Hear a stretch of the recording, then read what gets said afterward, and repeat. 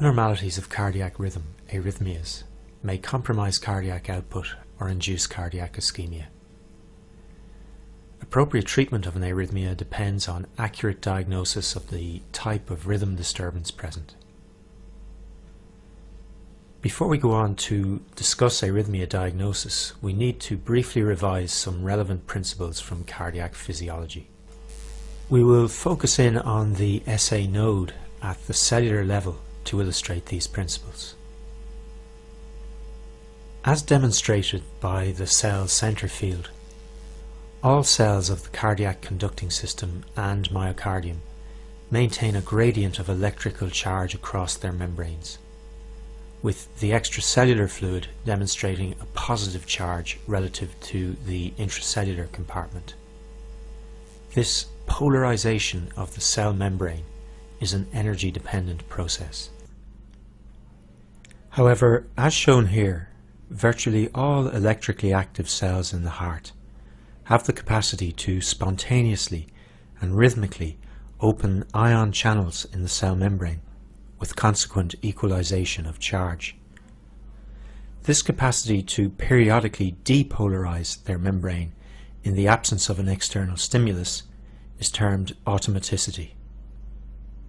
As the membrane spontaneously depolarizes, a threshold is reached and an action potential is generated, which propagates out to surrounding cells, ultimately triggering depolarization of their membranes. In this way, once one region depolarizes, a wave of depolarization spreading through the entire organ is generated. Within the myocardium, depolarization spreads from cell to cell at a rate of approximately 0.5 meters per second.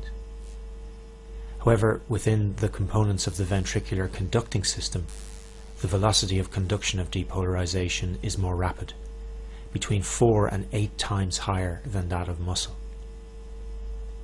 This difference in conduction velocities between myocardium and the specialized ventricular conducting system is central to understanding the ECG analysis of arrhythmias. Cellular depolarization in conducting tissue and myocytes is followed by a slower phase of repolarization, and during much of the latter process the cell is refractory to further stimuli. During this refractory period, the cell will not depolarize either spontaneously or in response to an external stimulus. Cellular automaticity and the existence of the refractory period are crucial to understanding cardiac arrhythmias. The cells of the SA node have the highest rate of periodic depolarization, and therefore under normal circumstances the SA node drives the heart rate. However, if the SA node is damaged, other foci within the conducting system or myocardium can take over pacemaker function and drive cardiac depolarization. As one moves further down the conducting system away from the SA node, the automaticity of these latent pacemakers decline, and the heart rate generated by them will tend to be lower. When studying the videos in this section, it is very important that you are clear about one thing. In this section, section 4, we will only deal with the ECG diagnosis of arrhythmias in the presence of an intact ventricular conducting system.